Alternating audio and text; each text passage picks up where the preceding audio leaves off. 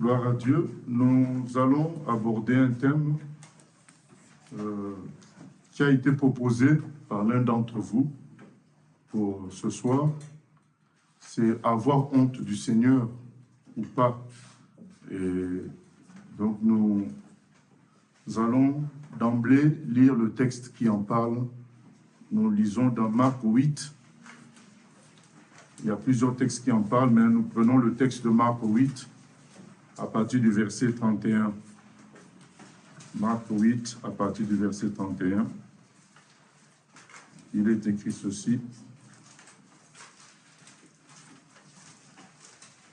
Marc 8 à partir du verset 31. Alors il commença à leur apprendre qu'il fallait que le Fils de l'homme souffrit beaucoup, qu'il fût rejeté par les anciens, par les principaux sacrificateurs et par les scribes, qu'il fût mis à mort et qu'il ressuscita 3 jours après. Il leur disait ces choses ouvertement, et Pierre, l'ayant pris à part, se mit à le reprendre.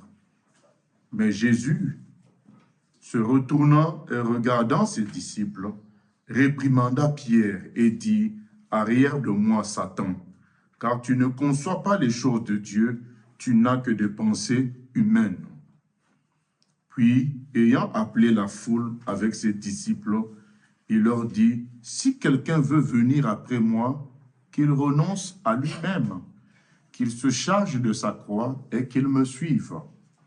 Car celui qui voudra sauver sa vie la perdra, mais celui qui perdra sa vie à cause de moi et de la bonne nouvelle la sauvera. Et que sert-il à un homme de gagner tout le monde s'il perd son âme? Que donnerait un homme en échange de son âme? Car quiconque aura honte de moi et de mes paroles au milieu de cette génération adultère et pécheresse, le Fils de l'homme aura aussi honte de lui quand il viendra dans la gloire de son Père avec les saints anges. » Voilà, c'est là où il parle d'avoir honte de lui. Lui quiconque aura honte de moi, moi aussi j'aurai honte de lui quand je reviendrai. Donc nous comprenons bien qu'il s'agit d'une exhortation qui est envoyée aux gens qui sont comme sympathisants de lui. Donc, il parle aux gens qui le suivaient, qui l'entouraient. Donc, on peut résumer tout simplement en disant, il parle aux chrétiens, voilà, aux gens qui se disent chrétiens. On ne sait pas, dans les gens qui se disent chrétiens, il y a des vrais, il y a des gens qui sympathisent, il y a des gens aussi qui sont faux, qui se disent chrétiens, mais qui ne le sont pas vraiment encore, voilà, qui sont dans le milieu. Donc, à tout ce groupe-là, il dit, attention, celui qui a honte de moi n'est pas digne que moi aussi je le prenne avec moi. Maintenant, pourquoi il parle de honte? Nous avons lu au début, dans 31, lorsqu'il dit, il explique, alors il commença à leur apprendre qu'il fallait que le Fils de l'homme souffrit beaucoup. Il dit que lui doit souffrir beaucoup. Qu'il fut rejeté par tout le monde, par les anciens, par les principaux sacrificateurs, par les scribes, qu'il fut mis à mort et qu'il ressuscita le 3e jour. Que pensaient les disciples de Jésus? Pierre, puisque le texte qu'on vient de lire, c'est dans Marc, dans le même texte dans Matthieu, avant que Pierre ne fasse ce qu'il vient de faire là, c'est lui qui avait proclamé que Jésus était le Fils de Dieu, le Messie. Maintenant, la même personne qui proclame que tu es le Fils de Dieu, le Messie, quand Jésus lui explique son avenir, il dit, ah non, non, non, non, non, non, Seigneur, qu'est-ce que tu dis là? Tu dis n'importe quoi. Certainement, Pierre était plus vieux que le Seigneur, en âge physique. Il appelle le côté, il dit, mon frère, qu'est-ce que tu dis là? Nous, on a proclamé que tu es le Messie. Toi, tu viens annoncer que tu vas souffrir. Mais ça, c'est quoi? Jusqu'à être mis en mort, rejeté par tous. Dans leur esprit, c'est Pierre qui a la révélation jusqu'à dire Fils de Dieu. C'est très grand. Et d'ailleurs, Jésus lui dit, ça ne vient pas de toi, ça vient du Saint-Esprit. Mais au minimum, les disciples le considéraient tous comme un grand personnage, censé dominer à un moment donné Israël, censé être le chef de tout. Et maintenant, lui dit qu'il va souffrir, il va être frappé, persécuté, jusqu'à mourir. Et le troisième jour qu'il va ressusciter. Pierre n'est pas d'accord parce que ce n'est pas la conception du Messie selon un juif. Pour un juif, le Messie est là pour vaincre, pour frapper, pour triompher, faire des miracles. Pour eux, le Messie doit ressembler à David, doit ressembler à Samson. David qui tue Goliath, qui frappe Goliath. Samson qui pouvait à lui tout seul vaincre des milliers de personnes. Donc pour eux, le Messie, c'est ce Messie-là qui vient en force, avec la puissance de Dieu, libérer le peuple de Dieu, amener Israël à la tête de cette humanité. Mais lui dit qu'il va mourir.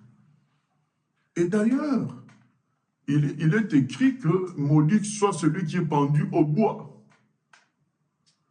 Donc, le fait que Jésus doit mourir, par crucifixion, c'est une malédiction. Comment le Messie peut traverser des choses comme ça? Vous voyez à quel point quand on a une culture, on a un passé, on peut passer à côté de la vérité. Pourquoi je dis ça?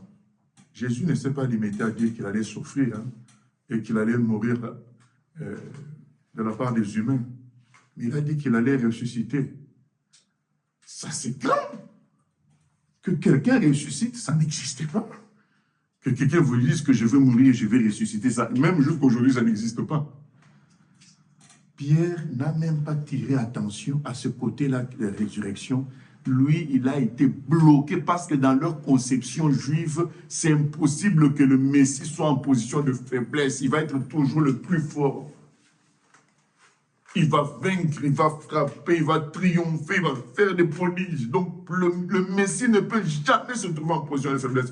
Pourtant, Jésus dit, il va ressusciter un miracle jamais vu, extraordinaire, terrible. Et c'est la fin de l'histoire entre nous, puisqu'il parle des souffrances, mais il finit par un miracle unique, sa propre résurrection annoncée. Donc, la fin finit bien, mais Pierre est tellement choqué par le début qu'ils ne voient même plus la fin. C'est ce qui arrive à beaucoup d'humains qui sont tellement pris dans leur culture, dans leur ancienne vie, dans la culture de leur pays, de leur famille, de ce qu'ils faisaient avant, et que quand on leur présente Jésus dans la vérité, ils bloquent quelque part, ils sont bloqués par leur passé. Pourtant, c'est clair quand Jésus dit que le troisième jour, il va ressusciter. Ça devait faire réfléchir Pierre à la résurrection. Ça veut dire quoi ça? Non, il a été bloqué parce que sa culture a été choquée. Sa logique a été choquée. Il a eu honte. Qu'est-ce que je veux dire à mes parents? Qu'est-ce que je veux dire à ma femme et mes enfants? J'ai suivi un maître qui meurt à la croix. Ça lui a fait honte. Il a dit, ce n'est pas le Messie qu'on attendait. Nous, on veut un Messie qui triomphe. Un grand vainqueur, là, il va mourir à la croix, mais il oublie qu'il a dit qu'il allait ressusciter. Il ne tient pas compte de ça. Lui, il est bloqué par le fait qu'il doit souffrir. Vous savez, les pierres avaient déjà expérimenté à plusieurs reprises Jésus. On a voulu le balancer du haut d'une falaise. Il est passé au milieu des gens, on ne lui a rien fait. Vous savez, au temple, il a fouetté les vendeurs du temple. Et pourtant, vous savez, les sacrificateurs, ils avaient des gardes du corps, ils avaient une petite armée qui gérait, les gens qui géraient le temple. Ils avaient une petite armée qu'eux, ils géraient, une armée de Juifs. Les Romains leur avaient autorisé à avoir des gardes, à avoir une sorte de petite armée, une sorte de petite police. Mais ils n'ont même pas osé toucher Jésus quand il a renversé les temples. Ils n'ont pas osé toucher Jésus quand il a fouetté les gens, il les a chassés. Personne ne l'a touché. Donc, pour les pierres, mais comment ça va se transformer en ce qu'on va les frapper, on va les crucifier, Ils sont déstabilisés parce que ce n'est pas leur conception d'un homme fort. Même si, et en cela, ils ignorent complètement la dernière partie qu'il va ressusciter. C'est pourquoi Jésus a dit, tel que je me présente, vous devez m'accepter tel que je me présente. Pierre n'a pas eu honte de Jésus quand Jésus a ressuscité Lazare. Quand il a fait des guérisons exceptionnelles, il n'a pas eu honte. D'ailleurs, il est arrivé qu'eux-mêmes, ils ont chassé aussi les démons au nom de Jésus. Et là, Jésus dit, écoute, on va m'arrêter, on va me frapper, et je vais être crucifié, je vais mourir. Mais le troisième jour, je vais ressusciter. Pierre dit, mais ça, c'est la honte. Comment notre grand vainqueur va mourir? Donc, nous comprenons par là, avoir honte de Jésus, c'est quoi? C'est avoir honte de comment Jésus a fait les choses. Avoir honte de son parcours à lui, Jésus. Ça, c'est les deux premières parties. Les deux premiers éléments. Avoir honte de comment Jésus a fait les choses et avoir honte du parcours personnel de Jésus. Quand nous nous mettons dans le contexte de Pierre et les autres apôtres, ils étaient habitués, comme je viens de le dire, à ce qu'un champion juif soit quelqu'un de grand, de respecté, de suivi par presque tout le monde. Mais là, Jésus annonce qu'il sera rejeté des principaux, c'est-à-dire les gens qui dirigent le peuple. Bon, c'est quand même le peuple de Pierre. Mais ça, ça contredit notre culture. Et qui va être crucifié, ça contredit. Pierre a honte. Mais c'est pas... Et il appelle Jésus à côté, mais ne dis pas des choses comme ça, tu casses tout là. Les gens te suivent, ils espèrent que tu vas établir le royaume de Dieu, mais là, toi, tu dis des choses comme ça. Jésus dit, arrière de moi, Satan. Tu n'as rien compris. Ça vient du diable. Mais Jésus lit les deux. Il dit, tu as des pensées humaines, mais il dit, arrière de moi, Satan. Qu'est-ce qu'il veut dire par là? Souvent, les pensées humaines sont influencées par qui? Par Satan. Puisqu'il dit, arrière de moi, Satan, mais tu as des pensées humaines. Donc, les pensées humaines et Satan, ça va souvent ensemble. Arrière de moi, Satan. Parce que tu contredis ce que Dieu lui-même dit. Dieu, il se présente comme ça. Jésus dit, c'est comme ça que je fais les choses. Je veux me laisser faire. C'est moi qui décide ça. C'est comme ça que je fais les choses. Je fais les choses dans la simplicité. Je ne demande pas l'argent. Je fais les choses. Il a dit quelque part qu'il n'avait pas d'endroit où dormir. Comment toi tu vas présenter maintenant le chef du monde? Tu dis aux gens, ah mais il n'a pas d'endroit où dormir. Tu as honte. Tu dis, comment je... C'est ça avoir honte de Jésus. Avoir honte de comment lui il fait les choses. Il n'a pas de gros bâtiment qu'il gère. Il ne cherche pas la popularité. Il était entouré d'une foule, dans Luc 19. Soudain, il voit Zachée sur un arbre. Il décide de lâcher toute une foule et de suivre Zachée tout seul. Qui est ce maître-là? Qui est dans le succès qu'il abandonne pour suivre Zachée? Pour suivre un homme haï de tous, ça peut gêner. La façon de faire de Jésus, ça peut gêner. Jésus dit clairement ceci. Je suis le chemin, la vérité et la vie. Nul ne peut aller au Père que par moi. Maintenant, toi, tu te retrouves avec des amis d'autrefois. Toi, tu es directeur quelque part. Eux, ils sont PDG dans un autre endroit. Vous vous retrouvez, les anciens du lycée, vous vous retrouvez quelque part. Maintenant, on parle de l'amour universel. Et voilà. Toi, tu as honte de dire, mais non, le salut ne passe que par Jésus. Parce que tu dis, tu ne fais pas froisser. Parce que Jésus est clair, il dit, je suis le chemin, la vérité. On ne peut aller au Père que par moi. Maintenant, toi, tu te retrouves dans une atmosphère où tout le monde sourit. Tout le monde est dans la joie. Les gens s'embrassent. Les gens partagent des choses. Et c'est comme si on parle de l'amour pour Dieu comme ça vaguement, et toi tu préfères te taire, tu préfères pas donner ta position, parce que ça va tout casser, ça va casser l'ambiance. Tu n'es pas heureux de la manière dont Jésus fait les choses. Lui, il a dit, il est le seul chemin. Ça ne t'arrange pas. Tu as honte de lui. C'est ça, avoir honte du Seigneur. Avoir honte du Seigneur, voilà. Ce qu'il dit, c'est un peu choquant. Et nous voyons ça même dans les milieux chrétiens. Certaines personnes, quand ils nous écoutent, ils disent, ouais, vous êtes extrémiste. Extrémiste parce que tu as dit ce que exactement Jésus lui-même a dit. Hein. Tu n'as rien inventé. Tu as dit tout simplement, Jésus est le chemin, le seul chemin, la vérité et la vie. Tu n'as rien inventé. On te traite d'extrémiste. Pourquoi? Parce que ces gens-là ont honte de Jésus. Ils se disent chrétiens, mais ils ne veulent pas assumer ce que Jésus dit et comment il fait les choses jusqu'au bout. Ils ne veulent pas assumer ça. Ils ne veulent pas. Ils ont honte du Seigneur. Donc, avoir honte du Seigneur, c'est ça. C'est que tu ne veux pas assumer sa façon de faire et ses discours. Tu veux cacher certaines choses. Avoir honte du Seigneur, c'est avoir aussi honte de son parcours. Il n'a pas été accepté par les Juifs. Il n'a pas été accepté par son propre peuple. Ça peut te faire honte. Tu es au milieu des Juifs, te disant, mais... Et tu veux pas choquer. Du coup, tu te tais. Parce que tu dis, mais ce sont ses propres frères qui n'ont pas accepté. Qui suis-je pour parler de Jésus? Maintenant, qui suis-je? Ben, tu t'es dit que tu étais disciple de Jésus. Tu as dit que tu étais chrétien.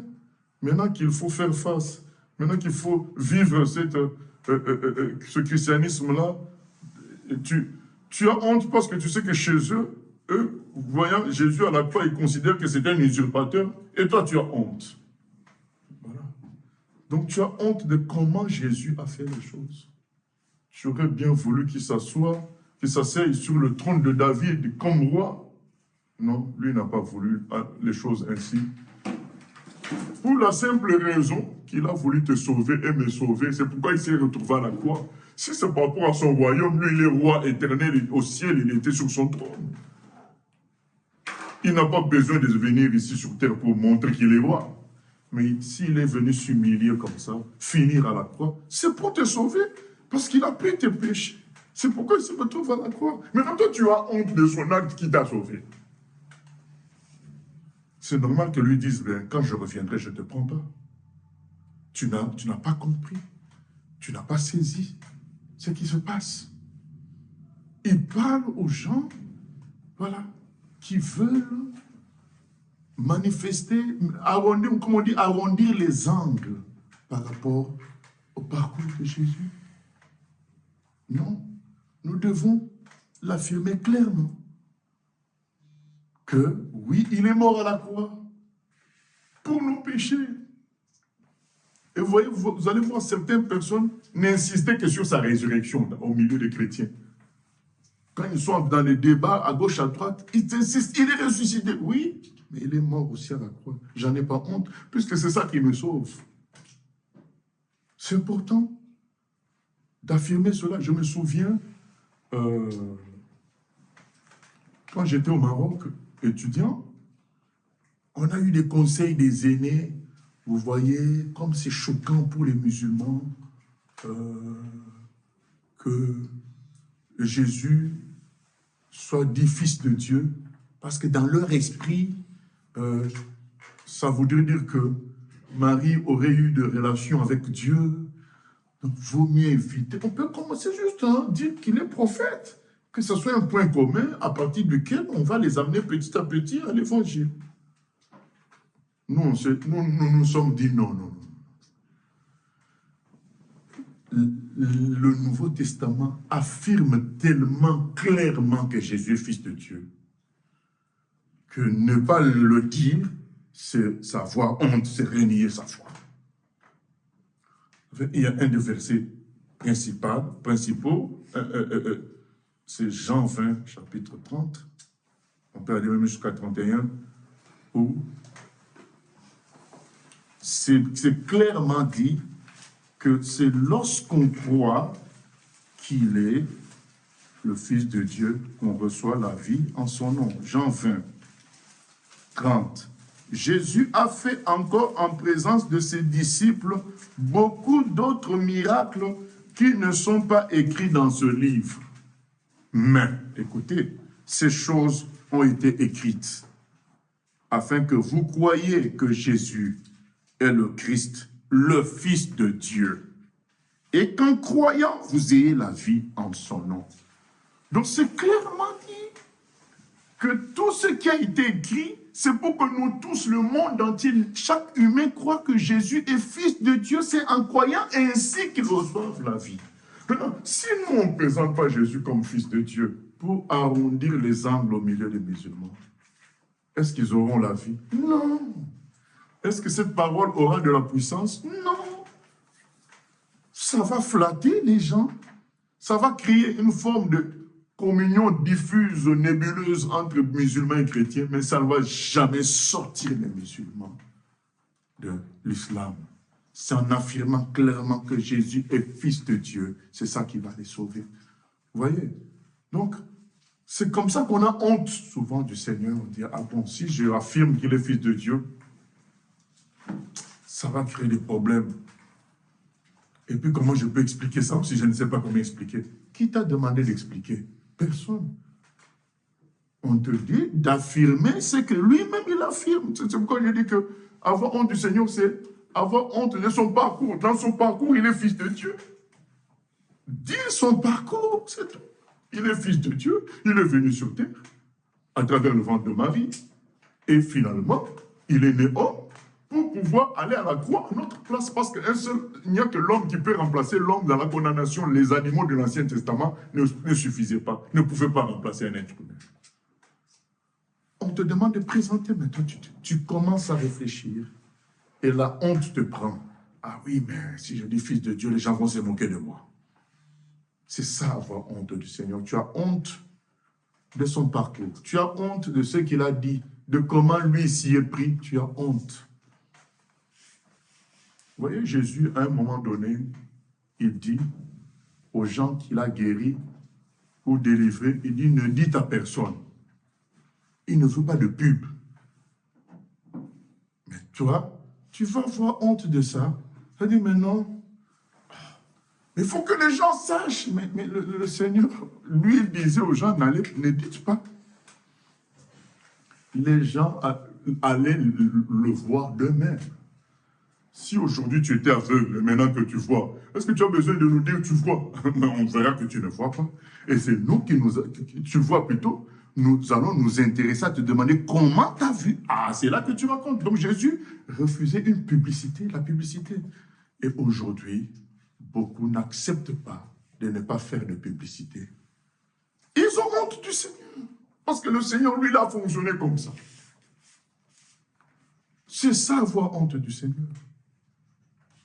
Deuxième partie, là, c'était sur le Seigneur lui-même. Avoir honte du Seigneur, c'est avoir honte de comment le Seigneur s'emploie dans notre vie. Ouais, moi, le premier, nous voulons tous que tout marche bien pour bien présenter le Seigneur.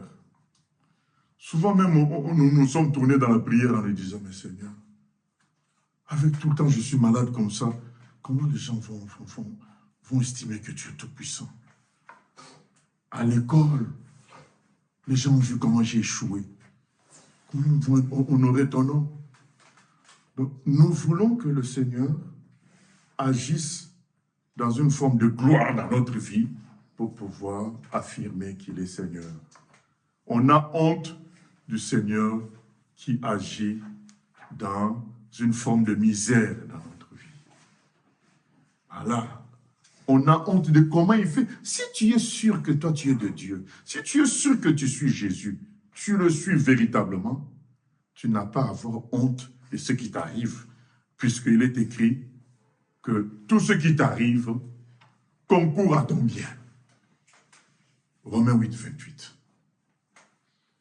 Et il dit même que quand un moineau tombe, lui, il est au courant. Mais il dit, et nos cheveux à nous, les élus, sont comptés.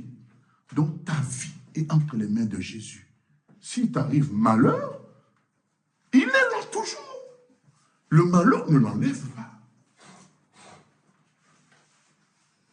Et qu'est-ce qui va se passer pendant le malheur? Bouche fermée totalement. Tu as honte. Mais si je parle de Jésus là, les gens vont me dire, mais regarde toi-même. Est-ce que c'est une raison pour refuser d'affirmer qu'on est le Seigneur? Non. Ce n'est pas une raison. Le frère Paul a dit, nous ne prêchons pas nous-mêmes. Ce n'est pas toi Jésus. Si tu es malade, c'est toi qui es malade, Jésus n'est pas malade. Jésus est ressuscité, il est au ciel. Est-ce que si tu es professeur de mathématiques, tu vas dire, j'ai honte de donner les maths parce que je suis malade? Qu'est-ce que X carré a à voir avec toi-même? Ça n'a rien à voir. Qu'est-ce que le fait que la Terre tourne autour du Soleil? Peut-être que, ah non, mais je suis professeur de SVT, je suis malade, comment je peux parler de la Terre qui tourne autour? Qu'est-ce que ça a à voir? Tu parles de quelqu'un d'autre. Tu ne parles pas de toi. Les gens disent, mais oui, mais comment toi-même t'es comme ça? Tu dis, il gère tout. Parce que tout ça, c'est ce qu'il dit lui-même, qu'il gère tout concourt pour le bien de ceux qui m'aiment. Au fait, nous revenons à quoi? Pourquoi Jésus dit qu'il aura lui aussi honte de ces gens-là? Nous revenons au fait qu'ils n'ont pas eu une vraie foi totale en Jésus. Parce que Jésus ne dit pas que les miracles nous accompagneront. Il dit aussi que les tribulations nous accompagneront. Il dit qu'il y aura des épreuves aussi. Donc, on n'a pris qu'un seul côté. Quand maintenant, dans notre vie, les épreuves se manifestent, on ne veut pas de ces Jésus-là. Donc, on a honte de Jésus, de la manière dont il s'y prend pour fonctionner dans notre vie. C'est ça, avoir honte du Seigneur. Finalement, en gros, pour la première partie, avoir honte du Seigneur, c'est refuser de vivre totalement, pleinement la vie chrétienne. On fait des calculs, on fait des dosages. La vie chrétienne est une vie qui doit être vécue comme des fleuves d'eau vive. Dans Jean 7, 37 à 39, le Seigneur dit que celui qui a soif, qu'il vienne. Ceux qui croient en moi, des fleuves d'eau vive pour le rang de leur sein. C'est une vie libre. C'est une vie libre. Nous sommes comme certains. Il a un passeport peut-être guinéen. Eh bien, donc on arrive à l'aéroport, il cache son passeport. Et il aurait bien voulu avoir un passeport américain. Là, il va mettre ça devant, dans une poche qu'on voit un peu les symboles des États-Unis. Jésus dit, donc vous avez honte de moi. Donc, au moment de vivre pleinement votre vie chrétienne, vous changez de façon. Donc, dans une conférence de savants, toi aussi tu es un savant, tu es un ingénieur, tu es quelqu'un, mais tu te dis, ah, ben, au milieu des collègues, si je parle, je vois de Jésus, ben, oh, ils vont me prendre pour quelqu'un qui a raté quelque chose. Voilà, c'est ça. Tu ne vis pas ta vie pleinement. Dernièrement, il y a quelqu'un, un collègue de ma formation, il me dit, mais moi je t'aime bien, tu as des bons raisonnements. Mais je ne comprends pas comment tu crois en Dieu alors. Mais justement, croire en Dieu, c'est ça le bon raisonnement. Toi, dis-moi pourquoi toi tu ne crois pas en Dieu. Qu'est-ce qui t'a fait comme problème? Je dis, mais non, au contraire, croire en Dieu, c'est ça le bon raisonnement. Toi, tu ne vois pas les astres. Tu ne vois pas la beauté de la terre. Tu ne vois pas l'eau. Tout ça vient d'où? J'en ai profité. C'est lui-même qui a arrêté parce qu'il a senti que ça le poussait à considérer les choses. Mais justement, croire en Dieu, c'est ça, être intelligent. Tu sais associer les réalités extraordinaires de la nature pour dire, mais non, il y a une intelligence qui est derrière. Ça ne peut être qu'une intelligence infinie et réelle, vivante. Quand j'ai commencé à faire cette démonstration-là, il a arrêté le débat, il a arrêté la discussion. C'est ça. Et toi, tu te retrouves au milieu de tes collègues. Dès qu'on parle de Jésus, tu te caches. Parce que tu as peur de passer pour quelqu'un qui n'est pas très intelligent. C'est ça. Au fait, tu as honte de vivre pleinement la vie chrétienne. tu as honte et tu caches cette vie. Donc ça veut dire quelque part, tu n'as pas saisi que tu avais affaire au Dieu vivant, au Dieu tout-puissant, qu'il gérait tout. Beaucoup de chrétiens aujourd'hui, quand ils sont dans le malheur, ils n'en parlent pas. Parce qu'il faut toujours témoigner que Jésus m'a fait ceci, il m'a fait cela, il m'a fait... Alors, et même dans les milieux chrétiens, on a honte de dire, on va dire, mais le frère, il n'est pas très spirituel, il a des malheurs. Donc, tu as honte de Jésus. Toi, tu es conscient qu'avec Jésus, entre lui et toi, il n'y a pas de problème. Mais pourquoi tu as honte et tu caches tes malheurs? Parce que tu as peur qu'on dise que ton Jésus n'est pas efficace. Mais quelqu'un qui est sûr du Seigneur, il n'a pas peur. Le frère Paul était en prison. On a mis les scellés, les ceps plutôt, des gros morceaux de bois aux pieds, dans la prison intérieure. Lui et Silas. Mais ils ont commencé à louer Dieu. Parce que leur foi, c'est dans le Dieu qui a fait les cieux et la terre. Ce n'est pas... Eux, ils ne sont pas Dieu. Eux, ils connaissent Dieu, mais ils ne sont pas Dieu. C'est ça, bien-aimé. Ils ont loué le Seigneur parce qu'ils louent Dieu, ils se louent pas eux-mêmes. On a vu que les murs de la prison se sont ébranlés, cassés par la louange. La louange, ça fait partie du fait de n'avoir pas honte du Seigneur. Donc, on est tellement conscient de qui il est qu'on le loue. Ça sort comme ça parce qu'on sait à qui on a affaire. Donc, quelque part, les gens qui ont honte, c'est parce qu'ils ne savent plus à qui ils ont affaire. Et frère, c'est que beaucoup ne réalisent pas qui est vraiment Jésus. Et ma prière, c'est que pendant que nous sommes en train de parler, que chacun réalise ce que le frère Jean dit dans Jean 20, 30 à 31. Jésus a fait beaucoup d'autres miracles qui ne sont pas dans ce livre. Mais le peu qu'on a mis là, ça a été mis pour que tu réalises à qui tu as affaire, que tu as affaire au Fils de Dieu. Et qu'en croyant en son nom, tu es la vie éternelle. Quelqu'un qui peut ressusciter un mort. Cette personne est morte depuis 4 jours. Quelqu'un qui peut marcher sur les eaux. Quelqu'un qui peut dire à la tempête, silence, tais-toi. Quelqu'un qui meurt, qui ressuscite tout seul, qui est vivant à jamais. Mais être son partenaire, mais c'est extraordinaire. Mais bon, comme voilà, tu passes une mauvaise condition financière, un mauvais moment financier, tu as honte. Il y a une soeur qui me disait, mais pasteur, mais comment Dieu ne permet pas que ma maison soit vendue pour que j'épure ma dette? La personne qui m'avait prêté à l'époque, ça fait longtemps, la personne qui m'avait prêté autant d'argent, elle sait que je suis chrétien et que je n'arrive pas à rembourser. N'est-ce pas une honte pour le Seigneur? Et toi, tu crois que le Seigneur ne sait pas ça? Il sait ça. Mais il a préparé sa revanche. Il sait que pendant un certain temps, la personne va se moquer de toi. Mais c'est fait exprès. Le jour où lui va faire maintenant le miracle, la personne dira, « Ah, je m'étais trompé.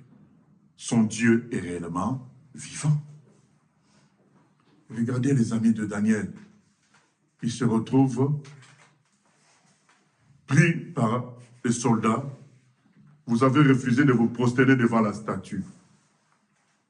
Ils sont amenés devant le roi. Le roi a dit, mais quel est le courage qui vous anime pour refuser de vous prosterner devant la statue? Bien-aimés, je veux vous rappeler la position de Daniel et de ses amis. Pourquoi ils se sont retrouvés à Babylone? Parce que leur pays a perdu la guerre face à Babylone. N'est-ce pas une défaite? C'est une défaite. Mais eux, ils savaient que c'était à cause de leur péché. Ce n'est pas que leur Dieu était faible. Ils savaient que leur Dieu restait tout puissant. Ils se retrouvent à Babylone, ils servent le roi. Et là même dans cette affaire, est-ce que Dieu a empêché qu'on les attrape? Non. Est-ce que Dieu a empêché que la loi passe? Non. Ils pouvaient aussi se plaindre, dire, mais comment Dieu n'empêche pas des trucs comme ça? Nous, on prie. Ils savent que, comme Paul dit à Timothée, je sais en qui j'ai cru. C'est pourquoi ceux qui ont honte ne savent pas vraiment en qui ils ont cru. Ils ne comprennent pas les choses. Ils n'ont pas encore bien compris. Maintenant, ces gens-là se retrouvent devant le roi Nebuchadnezzar. Il leur dit, mais quel courage vous anime pour résister à mon ordre? Voilà maintenant que je vais vous envoyer dans le feu. Qui va vous délivrer? Les gens, les trois là ont dit, mais monsieur le roi, nous n'avons pas de polémique à faire. Nous ne sommes pas là pour débattre. Notre Dieu nous délivrera. Sinon, ils ont rajouté sinon. Donc, même s'il ne nous délivrait pas, il reste le seul et unique Dieu. Vous voyez, les gens qui savaient à qui ils avaient affaire. Au fait, l'histoire de la honte nous ramène à chacun de nous examiner. Est-ce que tu as vraiment compris à qui tu avais affaire en croyant à Jésus? Si tu as vraiment compris ça, tu ne peux pas avoir honte. Et là, ils disent au roi, nous n'avons pas à débattre là-dessus. Notre Dieu nous délivrera. Mais même s'il ne nous délivre pas, nous n'adorerons pas ton Dieu. C'est un faux. Devant le roi. Il est écrit que le roi est... Donc, il n'a pas... Au fait, il était dépassé par le courage de ces trois-là qui sont en position de faiblesse, attrapés, dépassés. Il a dit, chauffez 7 fois la fournaise. Les gens qui ont chauffé 7 fois la fournaise en sont morts. En chauffant 7 fois la chaleur est sortie, les a brûlés. Maintenant, on prend les trois, on les jette dans la fournaise. Et c'est là que le miracle se produit. Les gens disent aujourd'hui, oh, on ne voit plus beaucoup trop de miracles. Mais oui, mais parce qu'on ne voit pas non plus de vrais aussi. Conversion, de vrais chrétiens, il y en a peu. Des gens qui n'ont pas honte, des gens qui vivent pleinement leur vie chrétienne, à 100%. Non, il y a toujours des marchandages, des calculs.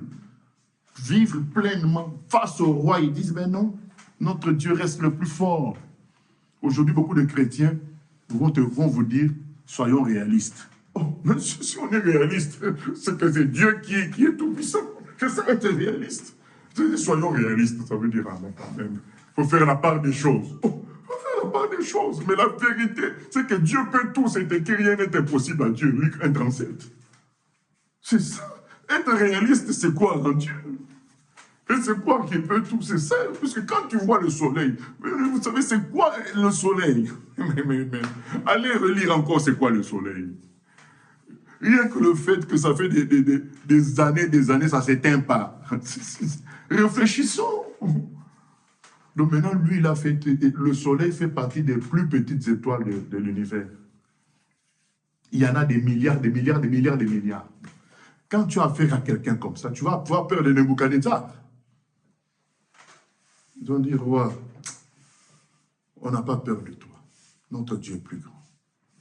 Et vous savez, quand ils sont sortis du feu, Nebuchadnezzar ne les a pas félicités parce qu'ils sont sortis du feu. Quand vous allez à la maison, relisez le texte. Il les a félicités du fait qu'ils ont affirmé leur Dieu malgré leur position de faiblesse. Il a dit, ils ont cru en leur Dieu malgré le fait qu'ils étaient face à la mort. Il a dit, c'est ça qui fait que c'est vraiment le véritable Dieu. Parce que ces gens-là étaient en faiblesse, mais ils ont défendu Dieu. Parce qu'ils savaient. Donc finalement, quand on a honte, on ne sait pas trop. C'est pourquoi il faut se fixer sur cela. Je suis chrétien ou pas? Je crois ou pas? Il faut choisir. Personne n'est forcé. Chacun doit choisir. Quand tu crois, c'est comme si je viens, je te donne un sac. Je dis, il y a $1 million dedans. Maintenant, si tu restes là à dire, le frère lui-même, il est pauvre, que depuis quand il va me donner 1 million? Qu'est-ce que tu fais du sac? Tu mets en dessous d'un tiroir, en dessous d'une armoire. Mais si tu crois vraiment que je t'ai donné 1 million, qu'est-ce que tu vas faire? Tu vas directement à la banque déposer. tu vas acheter une voiture, une maison, ainsi de suite. Donc les gens lisent la parole qui dit des choses, mais si vraiment tu crois, tu vas louer Dieu. Si vraiment tout ce que Jésus dit est vrai, tu vas le louer. Vivre pleinement la vie chrétienne, c'est ça. Ça finit par la louange. Tu loues Dieu. Parce qu'il nous donne tellement de promesses. Tellement il se présente à nous. C'est-à-dire que c'est nous qui connaissons vraiment Dieu, parce qu'il a dit que les vrais adorateurs l'adoreront en esprit, en vérité. Donc les gens qui se sont convertis ont l'esprit maintenant ouvert pour comprendre qui est Dieu. Donc du coup, ça va les pousser à l'adoration, à la louange. Parce qu'un païen n'a pas encore bien compris qui est Dieu. Donc même quand quelqu'un qui se convertit, se dit chrétien, il est censé avoir reçu l'esprit pour comprendre qui est Dieu. Et donc du coup, ça se traduit par la louange. Quand tu as compris, qui a été déjà obligé de reconnaître qu'une voiture est belle? Personne ne nous oblige. La voiture est passe, on dit, oh, t'as vu ça? Donc la grandeur d'une chose produit une réaction. Donc justement, quand quelqu'un est face à la grandeur de Dieu, ça va produire quelque chose. C'est ce qu'on appelle la louange.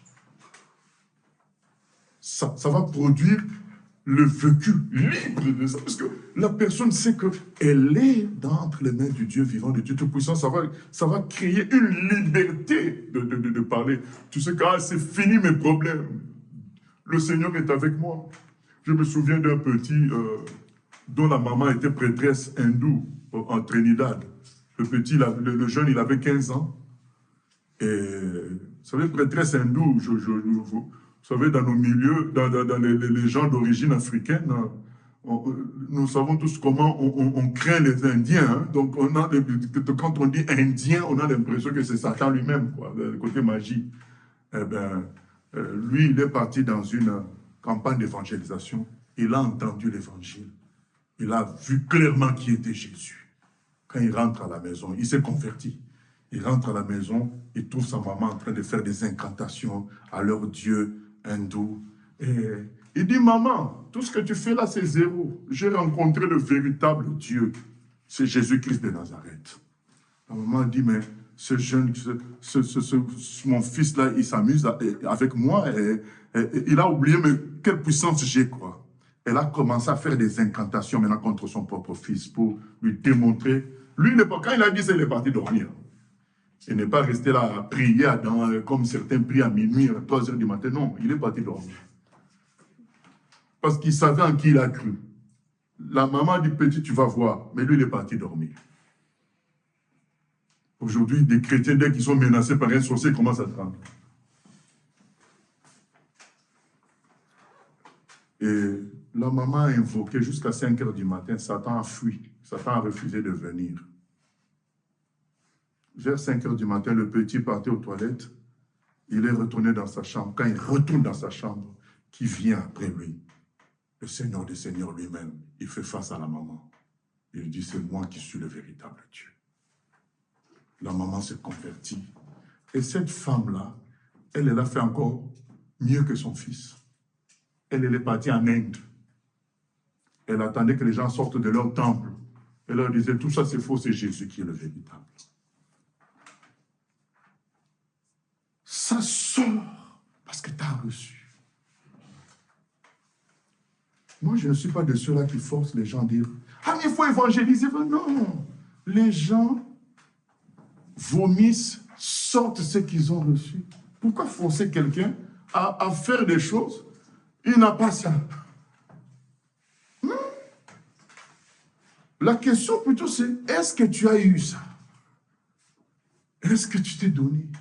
Est-ce que tu t'es livré au Seigneur? Si tu t'es livré, forcément tu vas sortir ça. C'est tout. Donc, n'avoir pas honte du Seigneur, c'est tout ça. C'est que quand tu as eu pleinement le Seigneur, ça va sortir par une vie pleine et totale avec lui et la louange en même temps. Et pour finir, ce qu'on appelle l'évangélisation, c'est-à-dire que tu auras soif de parler de lui parce que tu as un trésor entre tes mains que tu veux partager à tout le monde. À une époque, dans les années, comment dire, 98,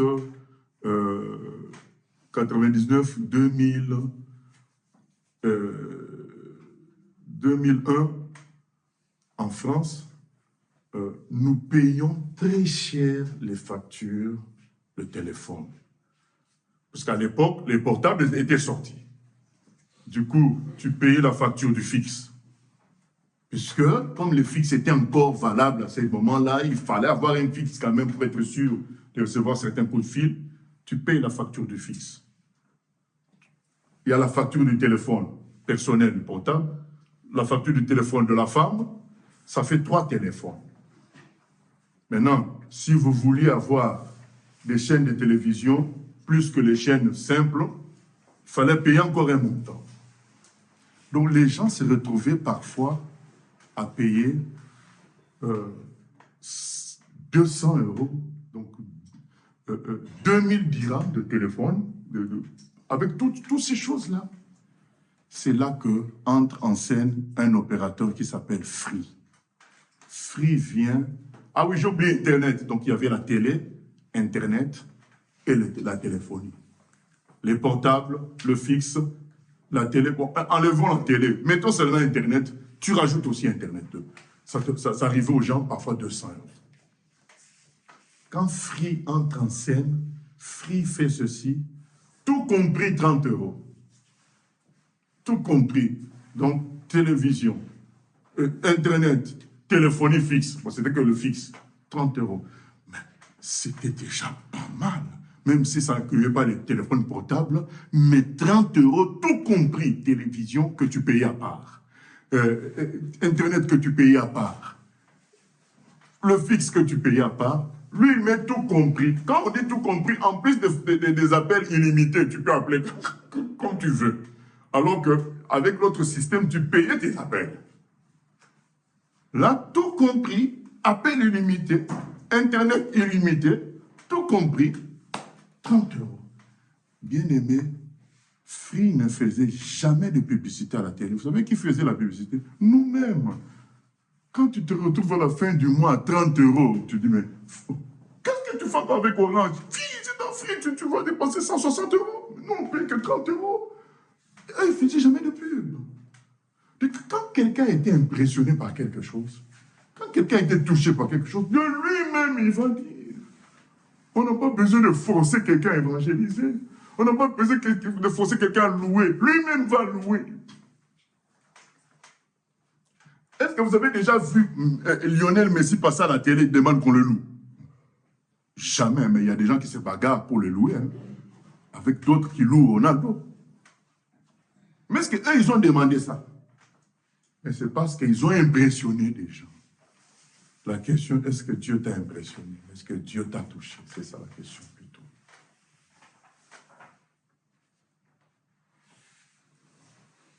C'est ce que nous allons lire aussi pour clôturer dans Actes des Apôtres, chapitre 26.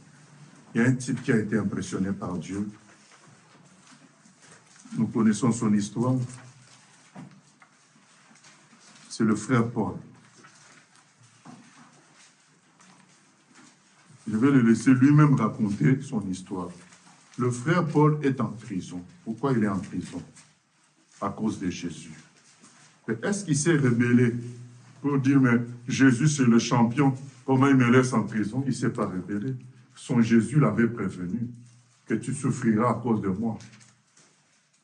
Tout ça, c'est écrit. Vous aurez des tribulations, vous aurez des persécutions. Vous serez haïs de tous. Puisqu'ils m'ont haï, ils vont vous haïr. Tout ça est dit. Nous avons honte de tout ça. Nous voulons le Jésus qui donne l'argent, qui donne la santé, qui donne... Ça, c'est du mensonge. Nous lisons ce que Paul dit. Alors, Paul est en prison. Il y a le roi Agrippa qui apprend que Paul est en prison, mais il apprend en même temps que c'est un homme grand. Parce que Paul reçoit des visites des gens haut placés. Mais comment un type comme ça se retrouve en prison? Il est curieux. Il était là de passage. il demande maintenant au responsable de l'endroit, il dit, mais écoute, il demande à Festus, mais j'aimerais bien comprendre le cas de ce Paul-là. Qu'est-ce qui l'amène à être en prison? Donc Festus organise maintenant la rencontre entre le roi Agrippa et Paul. Le roi Agrippa vient. Il est écrit au verset 1er, Agrippa dit à Paul, il t'est permis de parler pour ta défense. Et Paul, ayant étendu la main, se justifiant en ces termes. Je m'estime heureux, roi Agrippa, d'avoir aujourd'hui à me justifier devant toi de toutes les choses dont je suis accusé par les Juifs. Car tu connais parfaitement leurs coutumes et leurs discussions. Je te prie donc de m'écouter avec patience. Ma vie, dès le premier temps de ma jeunesse, est connue de tous les Juifs, puisqu'elle s'est passée à Jérusalem au milieu de ma nation. Ils savent depuis longtemps, s'ils veulent le déclarer, que j'ai vécu pharisien, selon la secte la plus rigide de notre religion. Et maintenant, je suis mis en jugement parce que j'espère l'accomplissement de la promesse que Dieu a faite à nos pères, et à laquelle aspirent nos 12 tribus qui servent Dieu continuellement nuit et jour. C'est pour cette espérance, ô roi, que je suis accusé par des Juifs. Quoi? Vous semble-t-il incroyable que Dieu ressuscite les morts? Pour moi, j'avais cru devoir agir vigoureusement contre le nom de Jésus de Nazareth. C'est ce que j'ai fait à Jérusalem. J'ai jeté en prison plusieurs des saints, ayant reçu ce pouvoir des principaux sacrificateurs. Et quand on les mettait à mort, je joignais mon suffrage à celui des autres. Je les ai souvent châtiés dans toutes les synagogues et je les forçais à blasphémer. Dans mes excès de fureur contre eux, je les persécutais même jusque dans les villes étrangères. C'est dans ce but que je me rendis à Damas, avec l'autorisation et la permission des principaux sacrificateurs. Vers le milieu du jour, ô roi, je vis en chemin resplendir autour de moi et de mes compagnons une lumière venant du ciel, et dont l'éclat surpassait celui du soleil. Nous tombâmes tous par terre, et j'entendis une voix qui me disait en langue hébraïque, « Saul, Saul, pourquoi me persécutes-tu? Il te serait dur de regimber contre les aiguillons. » Je répondis, « Qui es-tu, Seigneur? » Et le Seigneur dit, « Je suis Jésus que tu persécutes. Mais lève-toi et tiens-toi sur tes pieds, car je te suis apparu pour t'établir ministre et témoin des choses que tu as vues et de celles pour lesquelles je t'apparaîtrai. Je t'ai choisi du milieu de ce peuple et du milieu des païens, vers qui je t'envoie, afin que tu leur ouvres les yeux, pour qu'ils passent des ténèbres à la lumière et de la puissance de Satan à Dieu, pour qu'ils reçoivent par la foi en moi le pardon des péchés et l'héritage avec les sanctifiés. En conséquence, roi Agrippa, je n'ai point résisté à la vision céleste. À ceux de Damas d'abord, puis à Jérusalem, dans toute la Judée, et chez les païens, j'ai prêché la repentance et la conversion à Dieu avec la pratique d'œuvres dignes de la repentance. Voilà pourquoi les Juifs se sont saisis de moi dans le temple et ont tâché de me faire périr. Voilà Paul qui fait sa défense devant le roi Agrippa. Il dit, je n'ai pas résisté à la vision, je n'ai pas résisté. Il a reçu quelque chose et il ne peut pas résister à ça. Il a reçu des fleuves d'eau vive, une nouvelle vie, il ne peut pas résister à cette vision. Quelqu'un qui a reçu Jésus a reçu une vie qui vient du ciel et ça explose en lui. Et c'est normal qu'il n'ait pas honte du Seigneur. Donc la question, le problème, c'est si j'ai honte du Seigneur, c'est que il me manque quelque chose que je n'ai pas saisi de lui. On peut toujours faire la prière du Seigneur, révèle-toi à moi. Je veux te connaître et que cela produise en moi des fleuves d'eau vive qui vont se répandre en louange, en évangélisation. Voilà. Dieu a touché Paul et partout il a commencé à parler de Jésus-Christ. Et il n'est pas le seul. Et je me souviens, je veux dire avant de dire je me souviens que ne cherchez pas des méthodes. Parce que certains lient ça, l'évangélisation, n'avoir pas honte. On l'a bien dit, c'est pas ça. Ce n'est qu'une conséquence de l'évangélisation, mais on a donné d'autres raisons avant. On a dit que c'est aimer le parcours de Jésus, aimer comment il a fait, accepter cela, accepter comment il s'y prend dans nos vies. C'est ça le plus important. Et la conséquence de tout ça, c'est après la louange et l'évangélisation. Et souvent, les gens cherchent des méthodes. Non, ça vient de ce qu'on a reçu, c'est que de la vie en Christ. Il n'y a pas de méthode. Et je veux vous donner l'exemple d'Ali. Ali qui a reçu Jésus à la Mecque. Et c'était un soulard invétéré, un alcoolique invétéré. Et il s'est dit, en Turquie, c'était un Turc, il s'est dit, bon, j'irai à la Mecque, peut-être ça va me purifier. Il est parti à la Mecque, il a fait le culte musulman, les rites musulmans, et à un moment donné, Jésus lui est apparu la nuit pour lui dire, c'est moi le véritable Dieu. Tu dois quitter cet endroit. Ici, ce n'est pas la vérité. C'est là qu'il se convertit à Jésus. Il quitte, il reprend sa voiture et part en Turquie. Et quand il arrive en Turquie, les gens savent que lui, il était parti à la Mecque, dans le cas de l'islam. Donc, en général, vous connaissez les gens qui reviennent de la Mecque, ils sont célébrés dans leur village, dans leur quartier.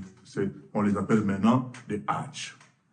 Donc, il arrive là, on fait une fête en son honneur, les gens sont là, et lui, il est assis comme vous, il est assis sur le canapé, et les gens mangent, rigolent, ils parlent, tout le monde est content, le Hajj est de retour.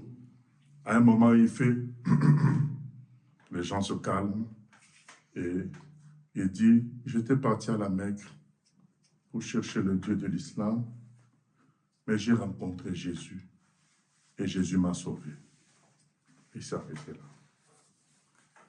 On ne cherche pas l'éloquence, le témoignage, c'est exploser ce que Jésus a fait pour nous, c'est tout.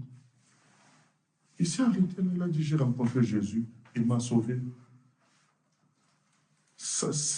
La question c'est, est-ce que je mène ma vie avec lui ou pas? Quelqu'un qui expérimente le Seigneur, il n'a pas honte. Il va dire ce qu'il vit. On ne te demande pas de faire des grands discours, mais de vivre librement sa foi et de témoigner librement. Ça viendra tout seul puisque tu as une vie avec le Seigneur. C'est tout. N'avoir pas honte du Seigneur, ce n'est pas pour nous pousser à des débats. Non, non, non. Ça, c'est autre chose. N'avoir pas honte du Seigneur, c'est vivre pleinement sa vie chrétienne. Et ça s'aboutit par la louange et ça s'aboutit par le témoignage, comme Ali l'a fait. Parce que le témoignage sert aussi d'éléments importants de ce qu'on a reçu du Seigneur. Qu'est-ce qu'on a reçu du Seigneur? L'amour. L'amour veut que les autres aussi soient sauvés. Hein? Et du coup, vous savez, dans le monde, on appelle quelque chose, une infraction, on l'appelle non-assistance à personne en danger. Donc, quelqu'un qui a reçu Christ, qui a reçu son amour, il a pitié aussi des autres. Et il exprime aussi cette pitié-là en présentant Jésus. Voilà, c'est ce qu'Ali a fait. Il a dit, mais je viens vous dire que Jésus a transformé ma vie. La publicité, Jésus ne cherche pas de publicité. Tu défends juste parce que tu es chrétien officiellement, tu défends Jésus à gauche, à droite. Non, Jésus ne cherche pas de publicité. Jésus veut ce qui vient du cœur. Ce que tu vis avec lui, tu dégages ça. C'est ça qu'il veut. Il ne cherche pas la pub, il ne cherche pas le débat philosophique entre religions. Il n'a pas ce temps-là. Il y a des gens qui ont voulu polémiquer quand Jésus était ici sur terre. Il dit à quelqu'un, tes péchés sont pardonnés. Les gens ont voulu polémiquer, Jésus a dit, attendez, monsieur, lève-toi et marche. Comme ça, vous saurez que j'ai l'autorité de pardonner les péchés. Jésus n'est pas dans les débats philosophiques. Il présente la parole, il présente qui il est. Nous devons être comme ça, être sûrs de notre Jésus, comme les amis de Daniel. Tu affirmes les choses que Jésus lui-même se défend. Ce n'est pas un appel au débat inutile, mais un appel à vivre librement sa vie chrétienne, un appel à considérer le danger que les autres courent. Tu as reçu l'amour, forcément tu as pitié d'eux. Et tout cela va exploser, puisque c'est Jésus qui est en toi qui bouillonne. Nous allons donc prier que nous ramenions Jésus au centre de la vie, que nous réévaluions notre vie avec lui, et si on n'est pas encore converti, on se donne à lui. On rate la vie éternelle, on rate le Fils de Dieu, on rate le Créateur. Oh Seigneur, nous venons prier, parce que nous ne voulons pas te rater. Ce soir, nous voulons saisir ton parcours pleinement, saisir ta façon de faire pleinement, saisir ta nature pleinement, te saisir pleinement, que l'on soit chrétien ou pas. Aujourd'hui, nous voulons te dire, Seigneur Jésus, nous voulons te saisir pleinement. Nous voulons prendre tout de toi, Seigneur. Nous ne voulons plus avoir honte de toi et prendre certaines parties qui nous plaisent. Nous voulons prendre tout de toi, même si nous serons accusés d'être extrémistes. Certains vont nous appeler pasteurs ou saints. C'est pas grave. Certains vont dire que nous n'avons plus de goût de la vie. C'est pas grave. Nous savons qu'en toi, nous avons plus que tout, Seigneur.